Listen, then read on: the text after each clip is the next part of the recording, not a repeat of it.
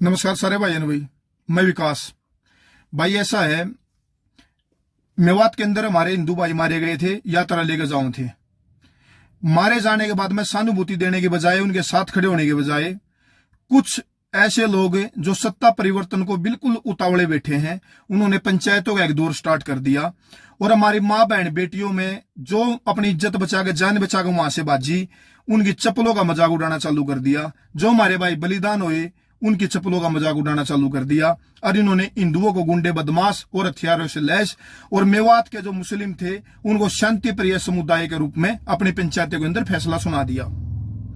इन्होंने जाटों को मुस्लिमों के साथ, और भाई जो भी हमारे ब्राह्मण थे उनके बारे में आप शब्द कह, और भाई हमारे जितने भी और कास्ट थी सबके बारे में इन्हें जो कुछ कहना था इन्हें कह और अपने पंचायत फैसले सुना दिए। लेकिन वो पंचायतों का दौर वहां नहीं रुका, वो पंचायतों का दौर अभी भी चला हुआ है।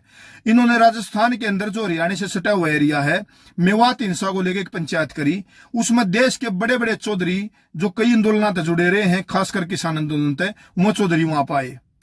सब बारी बारी सब चौधरियों को माइक देकर मौका दिया गया बोलने के लिए। सब चौधरियों ने अपने मौके पर जो माइक दिया गया उसका पूरा लाभ भी उठाया, ताकि अपनी छवि को और अपनी चेहरे को लोगों को दिखा सके। तो इन चौधरिया ने भाई वहां पे जो भी बयान दिए, जो भी कहा, यानी कि जो भी 20, 25, 30 आदमी बोले, उन्हें 7 से 8 बात ही करी है सबने, अलग अलग तरीके से। तो उनने भाई जो बात इन्हें करी और उसका निष्कर्ष क्या निकला इस पंचायत का, वो मैं आपको बता रहा हूं। पहली बात इन्होंने करी, जो लगभग हर एक ने करी है, कि भाई हिंदू राष्ट्र का हम विरोध करते हैं। भारत को हिंदू राष्ट्र नहीं है और ना हम हिंदू राष्ट्र इसे न बनने देंगे।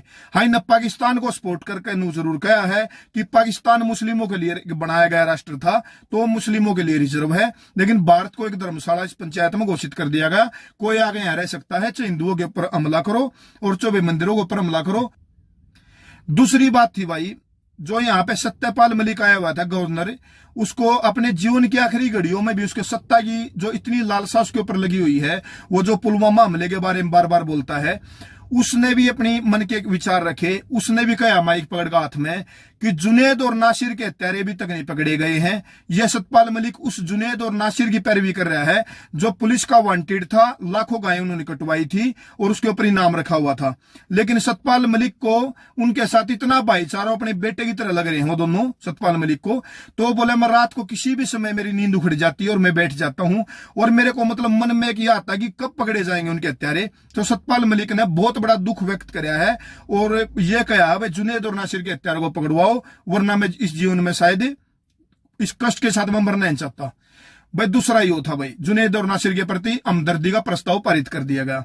तीसरा वहां पे होया भाई, जो वहां पे हिंदू बलिदान हुए थे भाई, जो हिंदू वहां पे बलिदान हुए थे, उनके प्रति सहानुभूति ने प्रकट करके इन्होंने मुस्लिम पक्ष को, यानी कि मेवात के जो वहां मुस्लिम थे, उनको प्रोत्साहित कराया है दोबारा हमले के लिए। इन्होंने बोला है कि भाई तुमने डट का मुकाबला कराया है और भविष्य में भी ऐसा ही मुकाबला करो, यानी कि भविष्य में ऐसी ही गतिविधि करवाने के लिए उस पंचायत में उन जो मुस्लिम थे उनको प्रोत्साहित कराया कि तो दोबारा अगर यात्रा निकले तो आप लोग ऐसे ही हमला करना, उसके लिए प्रोत्साहित कराया है इन्होंने।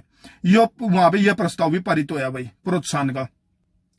चौथा प्रस्ताव क्या पारित कराया भाई? चौथा प्रस्ताव इन्हें पारित कराया भाई, जो हिंदुओं के जो भी संगठन है, चाहे आरएसएस है, चाहे बजरंग दल है, चाहे हिंदू परिषद है, विश्व हिंदू परिषद है, चाहे गोरक्षा दल है, जो भी हिंदू के संगठन है, उन सब संगठनों को इन्होंने गुंडों की श्रेणी में और आतंकवाद की श्रेणी में वहां पे लाके खड़ा कर दिया। जबकि इनके अंदर इतना जिगर और इतना गुर्दा नहीं था, इतनी ताकत नहीं थी कि हिंदू धर्म को छोड़कर किसी भी धर्म के, किसी भी संगठन के बारे में या उनके किसी गुरु के बारे में एक शब्द भी ये बोल पाते, क्योंकि इनको डर इनकी आंखों में उनके प्रति हमेशा रहता है। ये जो बोल सकते हैं हिंदुओं को ही बोल सकते हैं। तो इन्होंने भाई यह प्रस्ताव पारित कराया। अगर भाई जो हिंदू संगठन है उनके बारे में नीच शब्द कहे हैं और उनको गुंडा और आतंकवादी इन्होंने घोषित कराया इसके अंदर, पंचायत के अंदर। अगला भाई ने पांचवा कराया, जो पांचवा इन भाई मोदी जो 1000 साल के बाद पहले एक शुद्ध हिंदू राज्य हमने प्राप्त होया है, और जो पूरे देश जिस पर शान करे है, उसके परिवार, उसकी माँ, उसके बाप के बारे में, और भाई मतलब जितना नीचे बोल सकते थे एक भाई इन मोदी के बारे में उतना नीचे बोले यहाँ के एक यो भाई यो बड़ा काम इन्होंने पंचायत में कराया है। अगला काम इन्होंने कराया भाई कि मेवात में भाईचारा स्थापित करेगी पंचायत।